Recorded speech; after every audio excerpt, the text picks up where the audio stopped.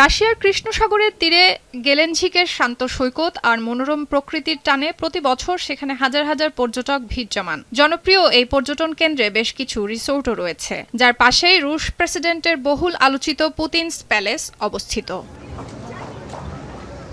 প্রায় 16,600 কোটি টাকায় নির্মিত এই কমপ্লেক্সের সঙ্গে পুতিনের সংশ্লিষ্টতা নিয়ে রয়েছে নানান বিতর্ক, যার মধ্যে রয়েছে বিশাল অঙ্কের দুর্নীতি, গোপন অর্থায়ন, মালিকানা নিয়ে ধোঁয়াশা এবং প্রাসাদটির অতি বিলাসী নির্মাণ শৈলী।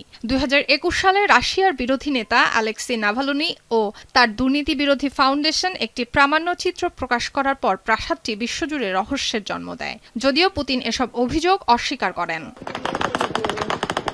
এবার সেই গেলেনঝিকের একটি রিসোর্টে সাধারণ মানুষের ওপর ইউক্রেনের ভয়াবহ ড্রোন হামলার ঘটনায় নানা মহলে চলছে আলোচনা সমালোচনা। তবে প্রেসিডেন্ট পুতিনের প্রাসাদ সুরক্ষিত আছে বলেই তথ্য দিচ্ছে বিভিন্ন সূত্র।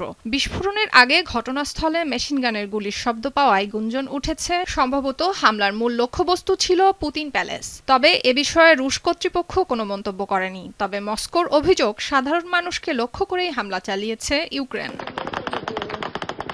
72 ঘন্টা ময়েশ্চার লক সমৃদ্ধ লিলি হুইপ শিয়া মিস্টিক গ্লোয়িং বডি ওয়াশ। শিয়া বাটারের গুডনেস স্কিন রিপেয়ার করে রাখে সফট ও গ্লোয়িং, ছড়িয়ে দেয় লং লাস্টিং ফ্রেগন্যান্স।